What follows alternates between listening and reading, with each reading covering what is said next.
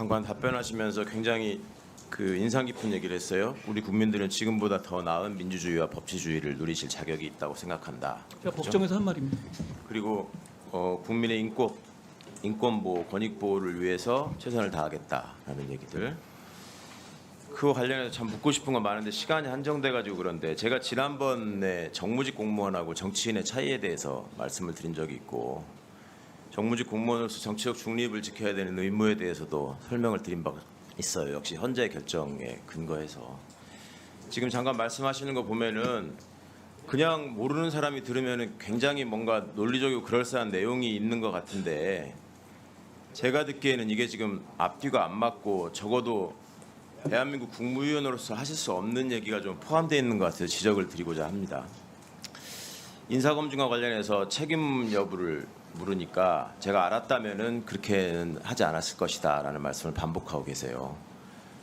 그 장관의 보좌기관으로서 인사검증관리단을 설치를 하고 또 청와대하고 협업을 하고 하는 과정에서 이게 법무부에 두는 게 맞냐라는 논의가 있었을 때 아니 이런 문제가 생기면 저한테 묻고 저를 질타하시지 않겠습니까? 라고 말씀하신 적이 있잖아요. 그래서 그러고 질타를 받고 있었습니까? 있는 거고요. 그런데 거기에 대해서 질타를 받는 사람의 태도는 그래서는 안 돼요. 과거에 잘 기억하겠지만 저기 철책선이 뚫려가지고 누가 월북하거나 월남하는 사람을 발견하지 못하고 이러는 경우 있어요. 그 병사들이 실수를 하는데 사단장이 보직해임 당합니다. 그때 사단장이 언론에 나서가지고 뭐 책임감은 느낍니다만 앞으로 제도 개선을 해야지 이걸 어떻게 다 막을 수 있겠습니까? 한계가 있습니다라고 변명하는 거 본 적 있어요? 그게 지휘관의 책임이고 지도자의 책임이고 국무위원으로서 법무부 장관이 보좌기관으로 인사검증관리단을 운영하고 져야 할 책임이라는 거를 좀 인식하시면 좋겠습니다. 판결의 효력과 관련해서도 왜 헌재 결정의 효력을 지금 부인하는 듯한 태도를 부인하는 것처럼 보이기 때문에 그런 질문을 하는 거예요. 그리고 그 내용에 대해서 답변하는 과정에서 그렇게 얘기를 했더라고. 한명숙 총리 사건 재판 효력도 부인하시던 분들이 뒤집으려고 했던 분들이 할 얘기는 아닌 것 같다. 그런 얘기를 하려면 한명숙 총리 사건 소수 의견에 담겨 있는 그 검찰 수사의 위법을 지적했던 부분에 대해서 인권을 보호하고 국민의 더 나은 법치주의와 민주주의를 위해서 법무부가 무슨 노력을 하고 있는지를 명확하게 입증하고 국민에게 확인하게 한 다음에 그런 얘기를 할 자격이 생기는 거죠. 그리고 강제징용과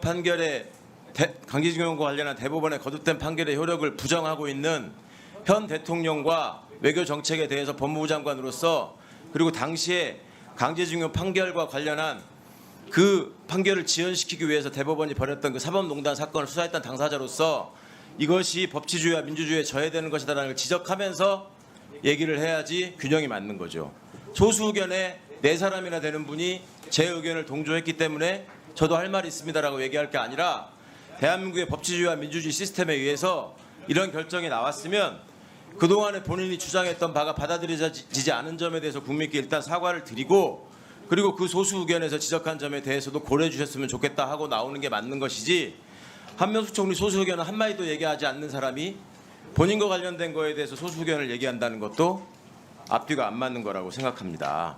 자, 지금 인사검증 과정에서 본인이 얘기를 하지 않는데 어떻게 알 수 있느냐라고 얘기했어요. 지금 얘기하지 않았습니까? 정순신 실명을 검색해도 판결정보 검색 시스템에 나온다. 그리고 대한민국 공영방송의 메인 뉴스에서 보도한 사건이고 거기에 A씨라고 했건 기혁씨라고 했건 누구나 다 이 사람이 누구인지 짐작할 수 있는 일이고 통상 법무부와 대검의 관행상 대변인실은 그런 보도가 있으면 그게 누군지를 확인합니다. 근거를 알려드릴까요? 2020년 봄에 그 문제가 됐던 부산고검 차장 한동훈, 법무부 대변인 권순정, 대검 수사정보기획관 손준성 세 사람의 단톡방이 문제가 된 적이 있어요. 그때 기억하죠, 권순정 실장. 대변인 하면 대변인이 왜 여기 끼어 있느냐 얘기하니까 대변인은 주요 사건이 발생했을 때 그 당사자와 관련해서 사실관계를 파악할 필요가 있기 때문에 그 단톡방에 포함되어 있었다. 그때 보도에 한동훈이라는 이름 한자도 안 나왔어요. 윤석열 최측근이라고만 나왔지. 그럴 때는 그렇게 열심히 파악하면서 수백 차례 단톡방을 만들어서 했다는 사람들이 이 건에 대해서는 우리는 알 수 있는 방법이 없었다. 나는 그때 당시 근무했지만 몰랐다. 이런 얘기를 하면 국민들이 설득력 있게 받아들여지질 않고 그것이 국민의 기본권을 보호하겠다고 하는 법무부 장관이 하는 솔직한 해명이라고 받아주지 않는단 말입니다. 자, 계속 얘기해요. 검수완박법인 위헌입니다라고 얘기해요. 그렇게 정치적인 용어니까 쓰지 말라고 해도 계속 반복해요. 법무부 장관의 주장이 뭐냐면 검찰 수사권을 완전히 박탈하는 법이기 때문에 위헌입니다라는 거예요.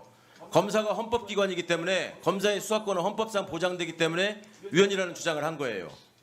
검찰 수사권은 완전히 박탈되지 않았다고 또 주장을 해요. 그러면서 시행령으로 다 할 수 있다고 생각한다고 해요. 그렇게 해도 된다고 해요. 도대체 헌재의 결정을 어떻게 받아들이고 있는 것인지를 본인 스스로 좀 돌아봤으면 좋겠어요. 무고, 위증, 깡패, 마약 왜 수사 못하게 하냐고? 그렇게 물어보시면 안 돼요.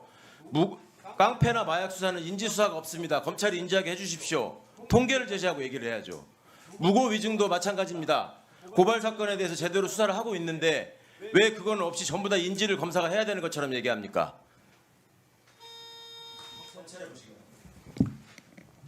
네, 답변하십시오. 예, 그 판결 검색은 지난 정부에서 계속 안 해왔던 거죠. 안경환 당시 후보자 당시에 청와대는 이렇게 말했습니다. 판결문 검색을 청와대가 하면 위법이라고요. 그러니까 그 부분에는 한계 분명히 있었던 거니까 그렇게 호도하시면 안 될 것 같고요. 그리고 이미 무고로 드러난 채널A 사건에 그것도 그 사건으로 기소된 최강욱 의원께서 지적하신 것에 대해서 저는 좀 놀랍습니다. 자, 정리해 주십시오. 어떤만 말만 있으면 입만 열면 프레임 전환을 하려고 그러고 정리해 주십시오. 그 말씀을 조금 상고해 주십시오. 여기서 아니 그게 아니고 버릇이라든지 이런 용어들은 적절치 않다고 봅니다. 장관의 태도에 대해서 단 한 번이라도 지적을 하시고 그 말씀을 하십시오. 위원장님은 법무부 장관 보호하기 위해서 있는 사람이 아닙니다. 최강욱 의원, 또 반말할 겁니까? 최강욱 의원 윤도읍 의원 말씀하세요. 그런 식으로 위원장이 회의를 진행하는데 단정적으로 그렇게 재단을 하지 마세요. 태도를 한번 생각을 해보십시오. 자, 권인숙 의원님 질의하시기 바랍니다.